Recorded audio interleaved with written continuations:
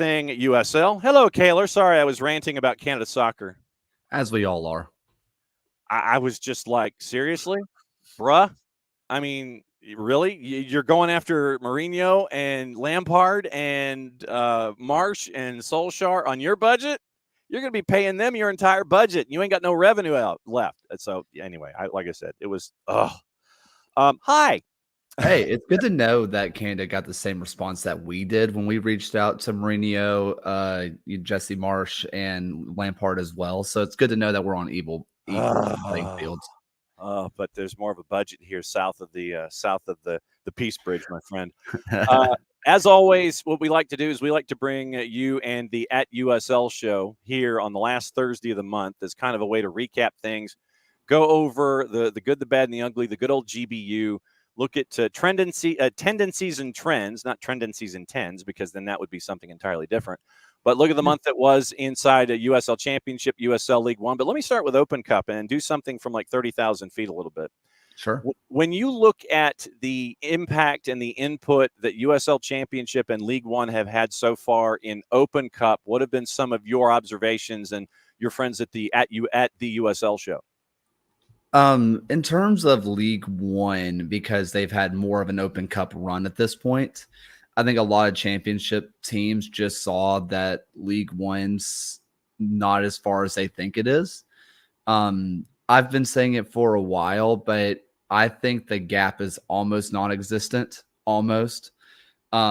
It's close. As for League One versus other Division III, you can tell by their record. I mean, League One, you can tell that they have been playing more matches. You can tell they're a little bit more mature.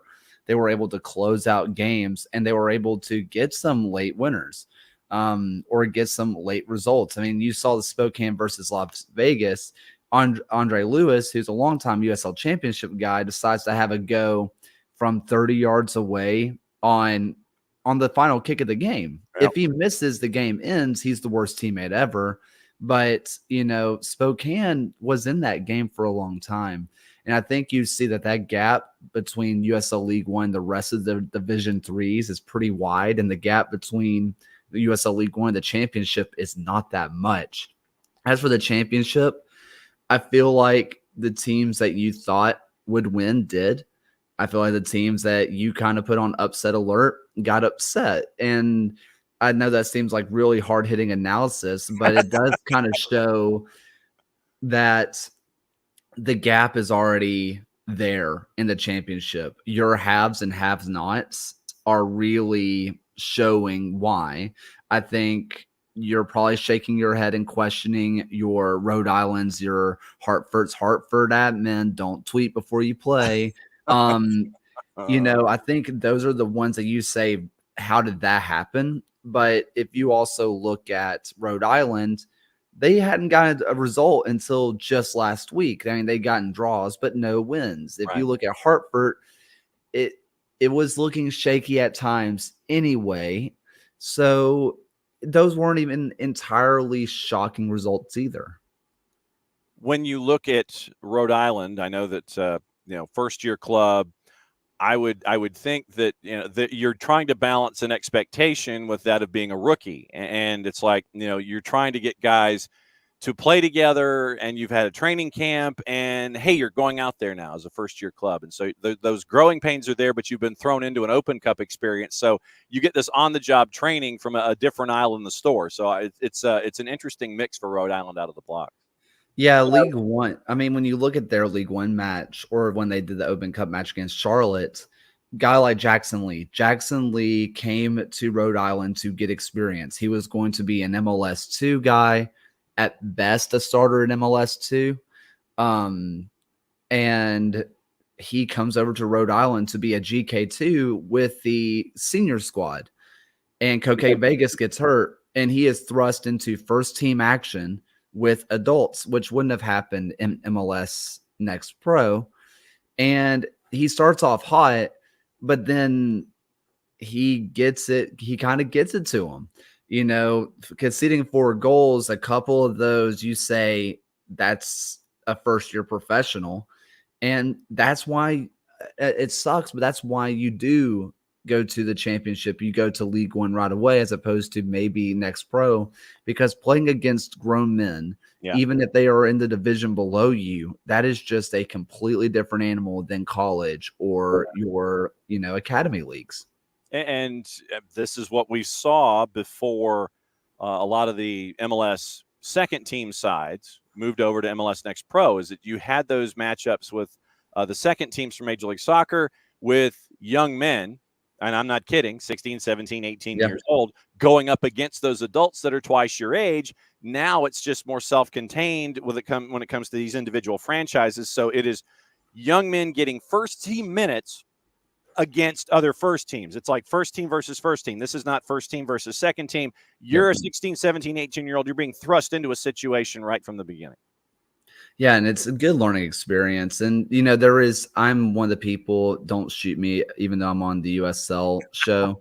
MLS Next Pro does have a place in this country. Yeah. And that was a thing that was a big talking point a few weeks ago with MLS Next Pro bad and people want to just get their shots in. It has a very important place in this country. The first three letters is what scares people, but there is a point. There are academy leagues everywhere. The Premier League does it. The Bundesliga does it. Everywhere does it. It's a good place for those guys to learn. But if you want to be a professional, going to your league wins, your championships, that's a great place to get real world adult league experience. When it comes to coaching hot seats, Mm-hmm. traditionally, where are you and your compatriots on the USL show before you sit there and you're going, okay, hot seat, hot seat, hot seat, hot seat? How much patience do you have when it comes to this particular topic on the show?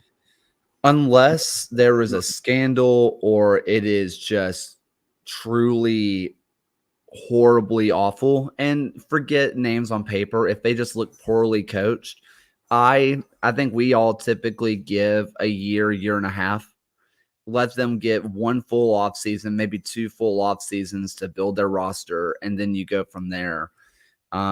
Which, speaking of hot seat, I think right now for us, there's only one hot seat, one true hot seat, and that's Brian Clare out in El Paso. Yeah. He's had two full off seasons, and he's built the roster that he wants, apparently, and it looks horrid.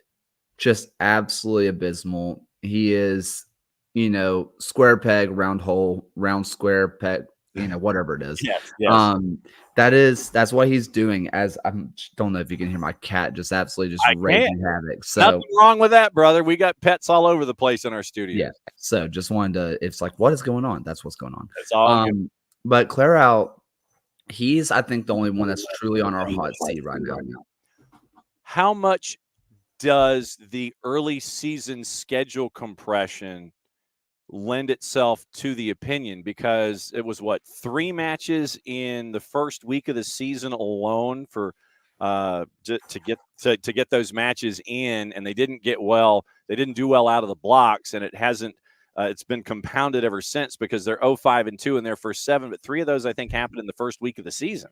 Well, don't forget about the friendly that they put together and their Open Cup match. I mean, so what they did, I think if I remember the number right, and Phil can correct me later from Seriously Loco, 5 matches in 2 weeks, I think it was, and that was a friendly that they organized right in the middle of the heart of their fixture congestion. They started off congested and just said, "We'll put that in there." It was dumb. I think the biggest issue is not the results, it's how they're happening. Right. He is forcing this 3-back with Bolu Akinyode as a center back who is, if he's playing center mid, he is in the conversation of the best holding midfielder in the league. And I will go ahead and say, if he is playing holding mid, he's the best one. I don't think it gets better besides maybe Aaron Malloy, but those are 1A, 1B to me. He's playing him at center back because he is so just hell-bent on playing a 5 at the back system. When if you were to change the system to a 4-2-3-1, a 4-3-3, maybe copy and paste exactly what Hartford's doing and put it on El Paso, I think that team goes from losing late to winning big. I think that's all he has to change, but he just has a refusal to do it. That's why I think the hot seat exists. Forget the results. Results happen, right? Like sometimes you win, sometimes you lose, sometimes you're just out of form. But when you force your roster into something that's not built for it, despite building the roster yourself, that's when you get on the hot seat. And sometimes it rains. That first week, Hartford beats you 1-0. You draw Monterey Bay, and then you only lose to Lou City 1-0. And that was your first week. You had those. It was 3 results, and you lose by a total of 2 goals. Then you lose to Vegas, and Vegas in itself is another story where when you bring in Joey Bats as an owner, and I guess he is rubbing off on Vegas so far with what they're able to do. New Mexico in your derby beat you 3-2. Then you draw with Tampa Bay. So it's like it's a mixed bag here. It's like when your defense is locked in, you get the results like you did against Lou City, even though you lose 1-0, and then you draw Tampa Bay 1-1, but then you end up in a derby and it's a 5-goal crazy pants match where it's 3-2. It's like it's almost like the HAL 9000 here from a 2001 A Space Odyssey. You're getting conflicting instructions here. Well, the thing is that they live and die by the wing back. Like they want their wing backs to just basically be wingers, which is great, except they're not really living by the wing back. They're just dying there. Ah, And those matches where it works and you're getting all the goals, well, they're still not getting back. At this point, I think you have to say, sit back and let your attackers do work because they have good players and they're still waiting on Joaquin Rivas to get back and fully be healthy.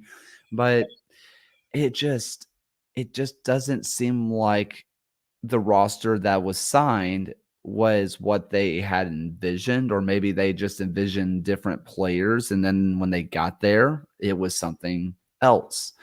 You talk about the Tampa Bay game. It takes a 75-yard attempt to get the draw. I mean, and I've went on a rant about this. Jordan Farr, and I see Harry Austin in the chat. Not on Jordan Farr. Why are you expecting someone from behind the halfway line from a diagonal angle to shoot 99 times out of 100, maybe more? That's not even on target.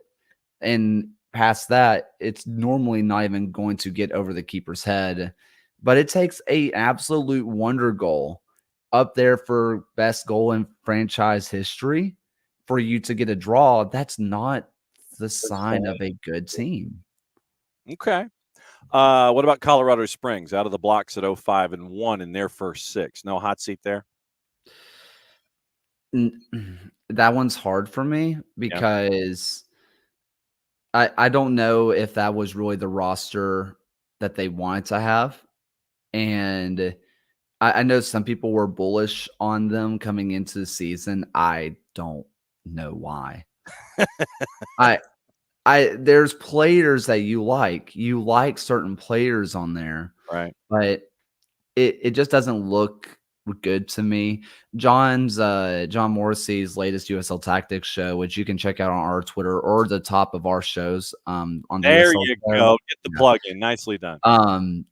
He did it on Colorado Springs, and it looks like they might have turned a corner tactically, but turning a corner tactically was getting a draw, not a win, a draw, and it still looked anemic at times. I don't think it's a hot seat, but maybe that changes a little bit later into the season if they don't show any more improvement. Somebody might have flicked the switch on the seat warmers on the driver's side. One more team on the hot seat, maybe not a Miami FC, but the Miami FC. We got to see them go up against South Georgia Tormenta in Open Cup, and it has been an adventure for the Miami FC in their first 7 matches. Only 1 win in USL Championship so far.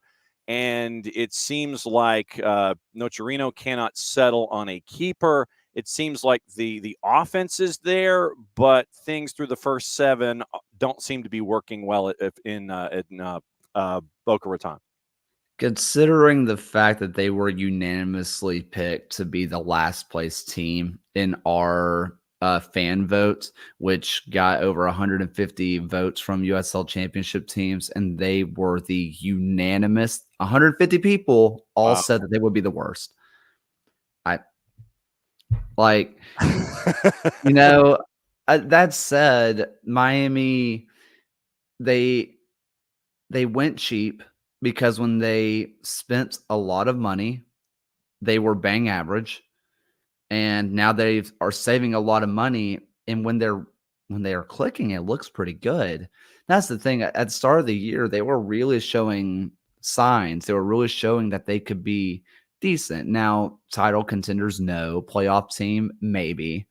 But I think they've already shown more potential than anybody gave them credit for. And if they continue just being awful, that is maybe you talk about it, but they were built to be cheap. They were built to be affordable. They were built to just kind of bridge the gap.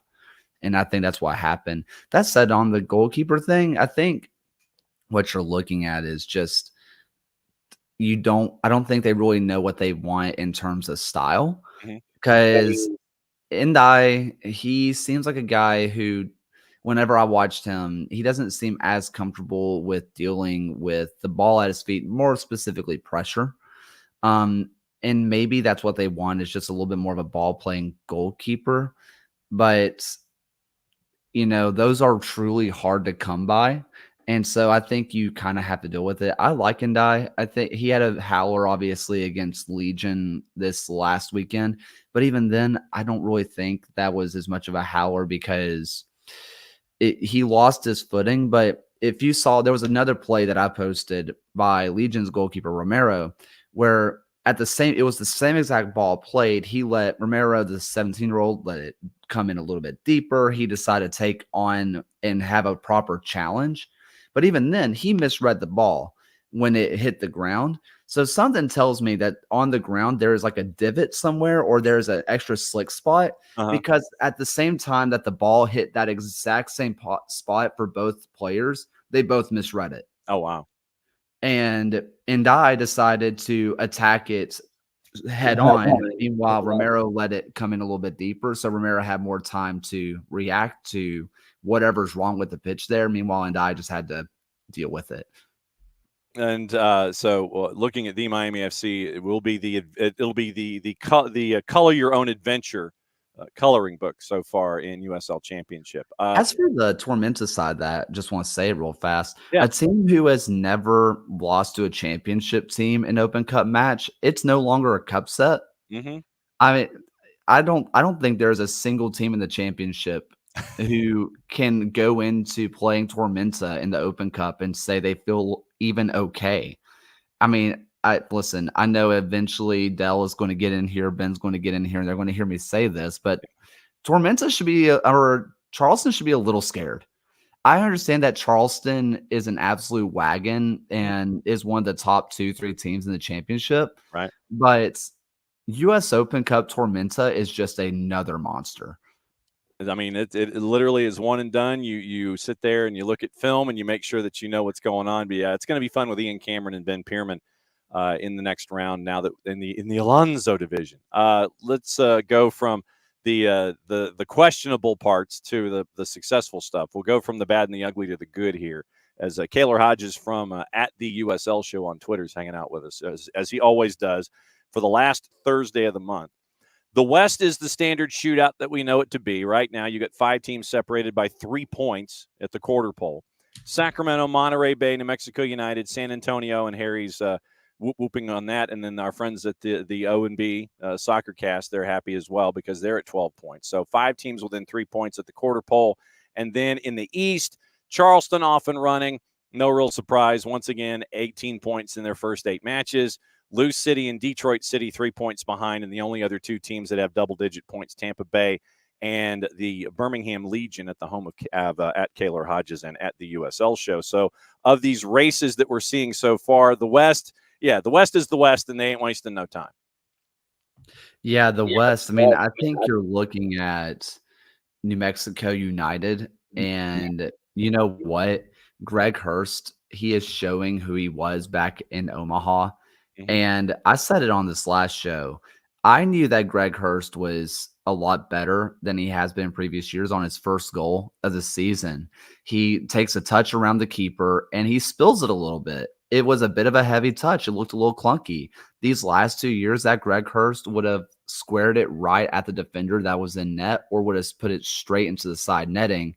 He tucks it away very well. Mm-hmm. And that was what we saw when he was back at Union Omaha. Alex Tambakis has been on my chopping block of I can't stand watching him for a couple years now, and he's shutting me up. He is playing the best that he has in years. Yeah. And in order for any team to win a championship, you have to have somebody click. And no better person than your star striker and your goalkeeper, huh? Mm-hmm. I mean, like sometimes that's all you need. And New Mexico is really impressing me. Monterey Bay, we talked about this. If you look at names on paper, it looks like they downgraded from last year. But if you look at the way that they're playing, just improvements to personnel on the field, this is such a better team than last year. And having your Alex Dixon and your Tristan Traeger on the same pitch is disgustingly good. And having somebody feed those players is great. I think that they are showing what I kind of hope they would be last year. For Sacramento, they are still just a wagon. They showed against Orange County just this last week when they decide to wake up a little bit to have one more cup of coffee that day that you just can't touch them. Yeah. Because it looked like all year that they just were disinterested. Uh-huh. And then they play the team that beat them off a goalie goal, or they drew with on a goalie goal. And you can tell that they came out 16 seconds in. Rodrigo Lopez, which the week that he had for him to get the assist 16 seconds in, just beautiful soccer stuff, but also just Sacramento wasn't losing. And you could tell that early on. It's like, oh, whenever they just decide we're not losing, they can do that. I mean, Sacramento, it seems to me that Sacramento is just one of the regulars of the USL Championship. And it doesn't matter what the off-season transactions are. They have a core, they have a philosophy, and they bring folks in that will embrace that philosophy and that approach instead of bringing in someone that might be, more star power and try to fit them into a system. It is folks that will fit into that system, and you make the collective better. It's a very Borg-like way of going about things in Sacramento, and you're seeing the results right now at the top of the West. I mean, Trevor Amon he scored like 500 goals last year in League One. Oh, true. And that came from Arthur Rogers, who still looks really, really good with FC Tulsa right now. But Trevor Amon has two Arthur Rogers on both sides with like your whatever fullback pairing you want to go with in Sacramento. You have two of them, and they are a death by 1,000 crosses. And that's hard, especially when you're dealing with a league who you have a lot of young goalkeepers playing right now. A young goalkeeper getting used to having bodies in the box and having to go in and catch a ball, get a claim in the box. That's terrifying. And even so, even if you deal with it 30 crosses in, the 31st comes in, you're a little bit unmarked and it's a free header to whomever's in the box. They are a death by 1,000 crosses, and it works. And Trevor Amon is just built for that. And that Eamon Zayed really could use Trevor right now with Hailstorm in USL League One. One other question before you go, and it has to do with the Jägermeister Cup. And I wanted to know what you thought about this particular element of play this year inside USL League One. I know that there is hope that over time it will expand and it will be a an overarching USL element where it's championship and League One chasing after the Jägermeister Cup, where Jägermeister apparently they're diving in full. What do you think about this idea of this cup specifically this year inside League One, but hopefully expanding over time to include both of the leagues? I love it. Even if it were to just stay in League One, we saw with the NBA that it can be super successful.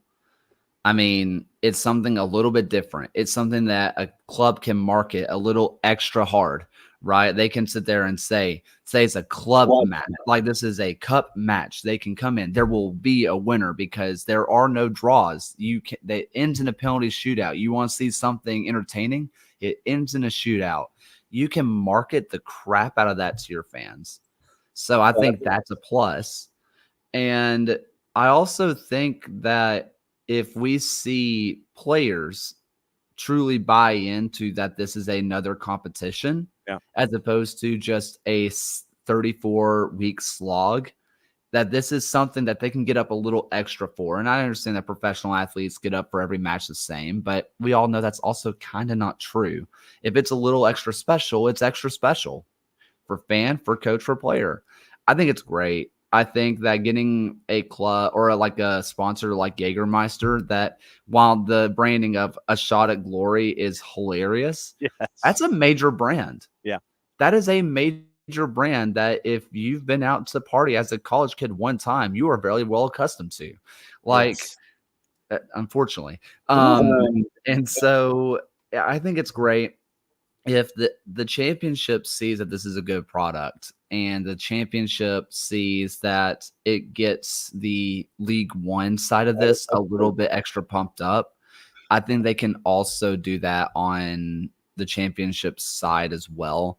And marketing the fact that there are no losers or there are no like ties, like somebody has to win, somebody has to lose. I think that's something that if you're trying to bring a new fan in, that's going to help a lot, because what's one of the things that you hear about soccer? How can it end in a tie? It's boring. It's boring. How can you end in a tie? That's the worst. This can't. This is the best way to market to new fans, and I think that's great. Nobody scored. It's boring. Cut the promo for me. What's going on with the at the USL show? We are back to for the glove of the game, recording that in a couple of hours. Actually, we are being joined by a League One keeper. I'll keep it that vague, but you saw him with one of the Open Cup matches that we discussed. So that's super exciting. Just more stuff coming out. Kit season also records tonight, and the main show Tuesday night, 9 p.m. Eastern Standard Time, or hopefully as early as possible the next morning. You'll be on your podcast players, so check it all out. What he said at Kaylor Hodges at the USL show. It's great to always have Kaylor to talk about things in Championship and League One. Keep us all posted on everything. We'll catch up with you soon, my friend. As always, great to have you here. Thank you for having me. There we go. It's Kaylor. Kaylor's going to go chase his cat now and try and figure out where the cat is raising all kinds of hell and give it its own scratching post. And I think it's probably going to need one of those 3-foot, 3-story scratching posts to kind of climb so he's not chewing up the sofa. So